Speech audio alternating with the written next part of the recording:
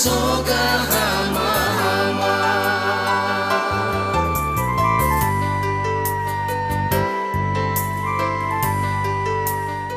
Sesuai dengan amanat Permendagri 108, sesuai dengan tugas dan fungsi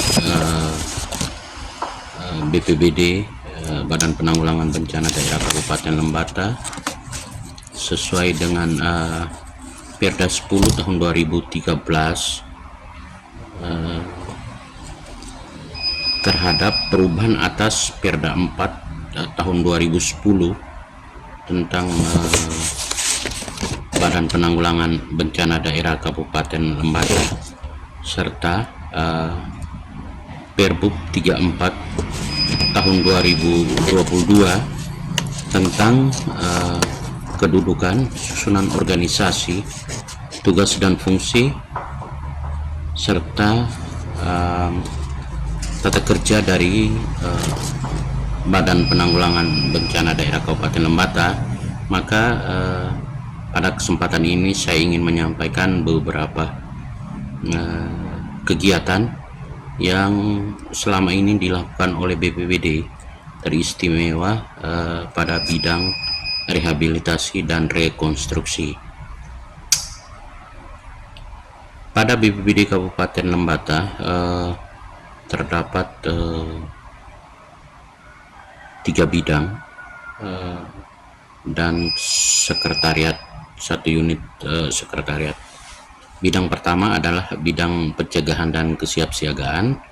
Bidang kedua adalah bidang kedaruratan dan logistik, dan bidang ketiga adalah bidang rehabilitasi dan rekonstruksi. Pada video kali ini saya ingin fokus kepada bidang rehabilitasi dan rekonstruksi sesuai dengan TUSI yang menjadi kewenangan atau kewajiban sebagai aparatur sipil negara yang bertugas di BPBD. Sesuai dengan TUSI pada sub bidang rekonstruksi. Yang pertama, acuan terhadap penanggulangan bencana, baik pada pra bencana, saat bencana atau tanggap darurat, maupun pasca, itu mengacu pada beberapa aturan. Yang pertama adalah Undang-Undang 24 tahun 2007 dan Peraturan Pemerintah Nomor 21 tahun 2008, Peraturan Pemerintah Nomor 22 tahun 2008, dan Peraturan Pemerintah Nomor 23 tahun 2008. Peraturan Pemerintah Nomor 21 tahun 2021 tentang penyelenggaraan penanggulangan bencana, Peraturan Pemerintah Nomor 22 tentang pendanaan dan pengelolaan bantuan bencana, Peraturan Pemerintah Nomor 23 itu peran serta lembaga internasional dan lembaga asing non pemerintah dalam penanggulangan bencana. Itu menjadi aturan pokok yang wajib hukumnya dilaksanakan oleh setiap penyelenggara penanggulangan bencana daerah, baik di tingkat pusat, provinsi maupun kabupaten kota. Kita kembali lebih fokus pada penanganan pasca bencana. Penanganan pasca bencana yang kita sebut sebagai rehabilitasi dan rekonstruksi pasca bencana itu mengacu pada beberapa aturan, yaitu keputusan Peraturan Kepala Badan Nasional Penanggulangan Bencana. Yang pertama, Peraturan Kepala Badan atau Perka Nomor 11 tahun 2008 tentang pedoman rehabilitasi dan rekonstruksi pasca bencana. Yang berikut adalah Perka Nomor 5 tahun 2017 tentang penyusunan rencana rehabilitasi dan rekonstruksi pasca bencana. Berikut adalah Perka nomor 6 tahun 2017 tentang penyelenggaraan rehabilitasi dan rekonstruksi pasca bencana. Berikut adalah Perka nomor 3 tahun 2019 tentang pemanfaatan hibah dari pemerintah pusat kepada pemerintah daerah. Dan beberapa aturan lain seperti pemanfaatan DSP dengan mengacu DSP itu dana siap pakai dengan mengacu pada peraturan Kepala BNPB nomor 4 tahun 2020 tentang pengelolaan DSP dan aturan-aturan lain. Nah, coba kita mulai membedah satu persatu terkait dengan regulasi aturan yang berhubungan dengan penanganan pasca bencana. Yang pertama terkait dengan Perka nomor 5 tahun 2017 tentang penyusunan rencana rehabilitasi dan rekonstruksi pasca bencana. Saya mengambil satu contoh kasus pada kegiatan penanganan pasca bencana badai siklon tropis Seroja yang secara masif berdampak kepada 16 kabupaten kota di NTT, teristimewa Kabupaten Lembata. Yang pertama terkait dengan Perka 5 tahun 2017 tentang penyusunan rencana rehabilitasi rekonstruksi pasca bencana. Pada ruang lingkup ini dimulai dengan penyusunan yang disebut sebagai tim pengkajian pasca bencana. Tim pengkajian pasca bencana itu dimulai dari penyusunan tim Jitu Pasna, tim kajian kebutuhan pasca bencana yang meliputi stakeholder lintas sektor OPD yang terlibat, yang berdampak. Nah, ruang lingkup penyusunan rencana rehabilitasi rekonstruksi pasca bencana itu mengacu pada 5 aspek.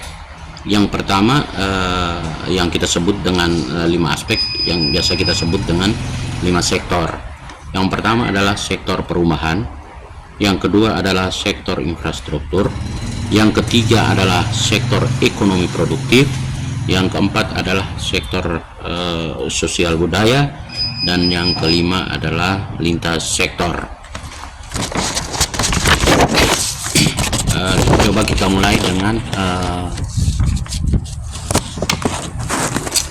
mulai dengan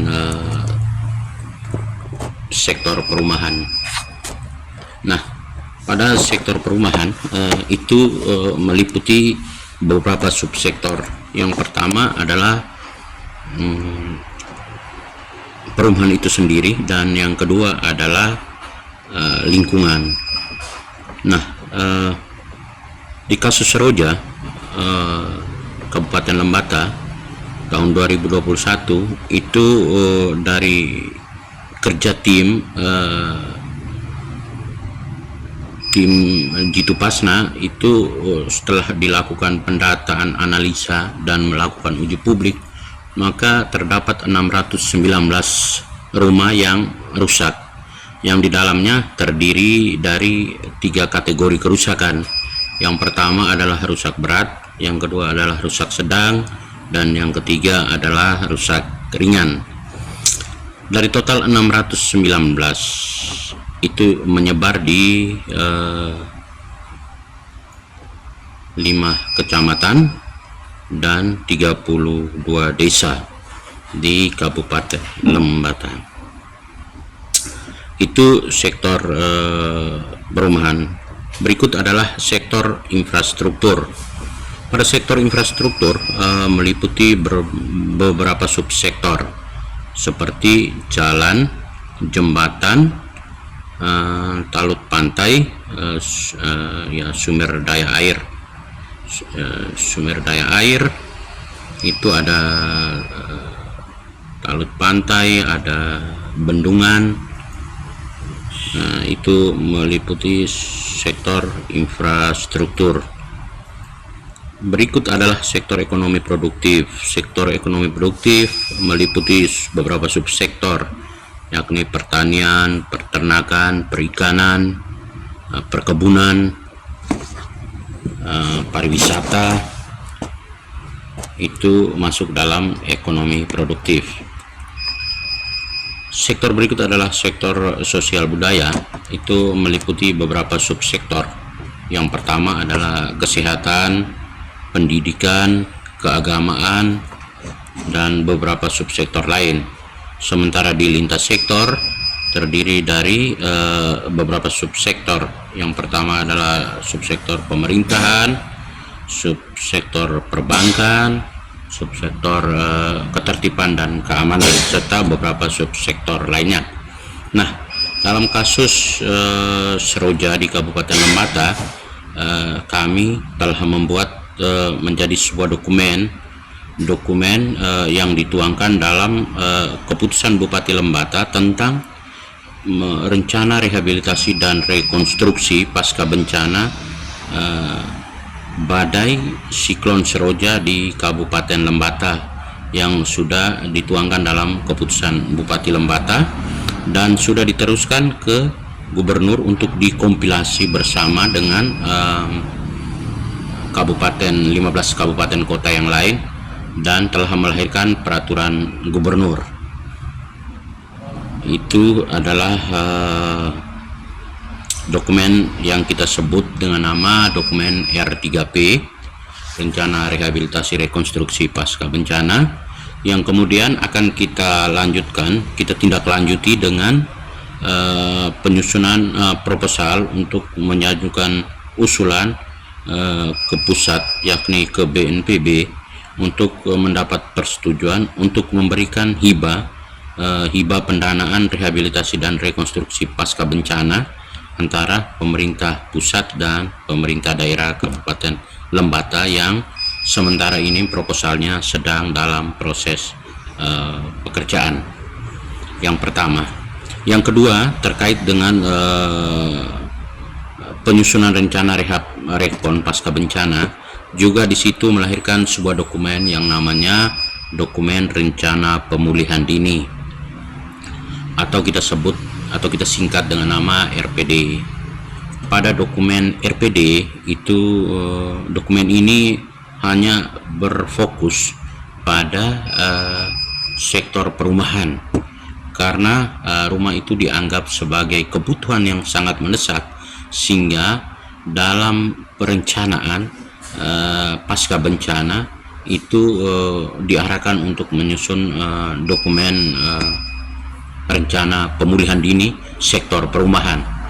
Dasar penyusunan adalah usulan RPD yang sudah melahirkan surat keputusan Bupati Lembata tentang rencana pemulihan dini, dan telah disetujui oleh BNPB dalam kasus Seroja, sehingga waktu itu kita di Kabupaten Lembata dalam tahun 2022 telah mendapat transfer sejumlah uang kurang lebih 17.145.000.000 untuk melakukan pemulihan dini terhadap sektor perumahan dengan bantuan stimulan. Nah, pada rencana pemulihan dini itu kita mengacu pada petunjuk pelaksanaan Juklak BNPB nomor 27A tentang petunjuk pelaksanaan bantuan stimulan rumah terdampak bencana. Berikut adalah karena sumber anggarannya menggunakan dana siap pakai DSP dari BNPB, maka aturan yang dipakai dalam pelaksanaan atau pengelolaan DSP adalah peraturan Kepala Badan nomor 4 tahun 2020 tentang pengelolaan DSP.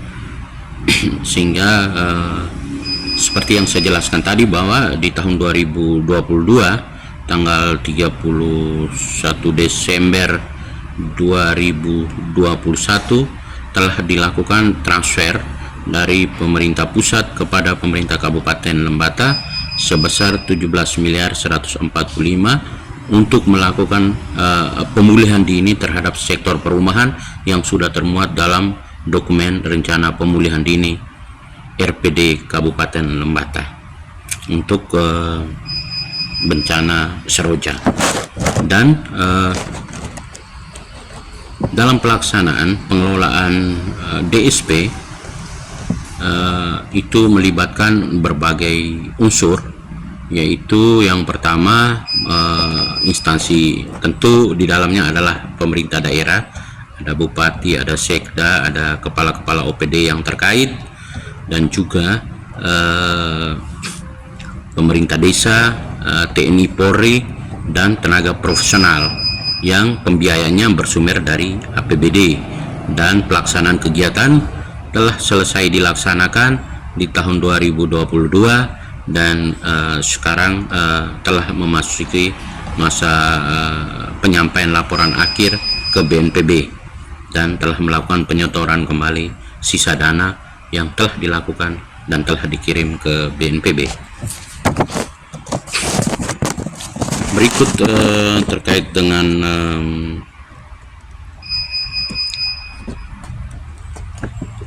R3P atau yang biasa kita sebut dalam tindak lanjut kita adalah semacam proposal hibah rehabilitasi dan rekonstruksi pasca bencana. Itu kita mengacu pada beberapa pendasaran atau aturan peraturan kepala BNPB nomor 3 tahun 2019 tentang pemanfaatan hibah dari pemerintah pusat kepada pemerintah daerah, dan diperkuat dengan peraturan Menteri Keuangan nomor 82 tahun 2020 tentang hibah dari pemerintah pusat kepada pemerintah daerah. Saya mengambil satu kasus pada tahun 2019. Kabupaten Lembata mengajukan usulan proposal ke BNPB akibat bencana banjir dan longsoran di Kabupaten Lembata. Maka pemerintah daerah, dalam hal ini BPBD bidang rehabilitasi rekonstruksi, telah mengajukan usulan proposal ke BNPB, dan pada tahun 2022 telah disetujui melalui SPPH yang dikeluarkan oleh Kementerian Keuangan untuk persetujuan penerima hibah tahun 2022 untuk Kabupaten Lembata yang nilainya sebesar 13 miliar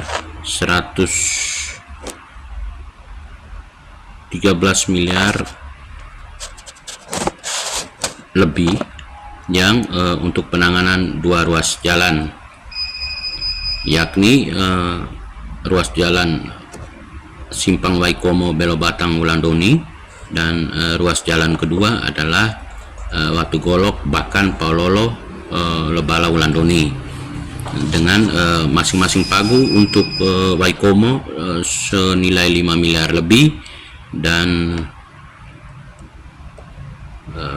Simpang Watu Golok Bakan Paulolo senilai 7 miliar lebih, yang pelaksanaannya sudah selesai pada tahun ini, tahun 2023 ini, dan pada bulan Desember ini tinggal menunggu penyetoran kembali sisa dana tender yang harus dikembalikan ke kas negara. Nah, pada kesempatan ini ingin disampaikan bahwa terkait dengan penanganan tindak lanjut dari penyusunan rencana rehabilitasi rekonstruksi pasca bencana sesuai dengan amanat Perka 5 tahun 2017, dilanjutkan dengan usulan proposal terhadap sektor-sektor atau terhadap 5 sektor yang diusulkan. Maka kita Lembata, pemerintah Kabupaten Lembata dalam hal ini BPBD, telah menerima selama kita di BPBD sudah 2 kali. Yang pertama di tahun 2017 senilai 4.300.000.000 dan kedua di tahun 2022 senilai 13 miliar lebih. Dan untuk proposal Seroja terhadap tindak lanjut dari Perka 5 tahun 2017 terhadap dokumen R3P, sekarang telah dilakukan penyusunan RAP, pengumpulan data dan penyusunan RAP dan penyusunan proposal bersama teman-teman dari OPD lain seperti PUPR, kesehatan, pertanian, peternakan, perikanan, pendidikan untuk melakukan penyusunan terhadap proposal untuk menindaklanjuti dokumen R3P. Mungkin hanya ini saja. Mudah-mudahan video yang dibuat ini dapat berkenan dan juga menjadi bahan penilaian dalam ujian kompetensi pemerintah tahun 2023 ini. Kurang dan lebihnya mohon maaf. Sekian dan terima kasih.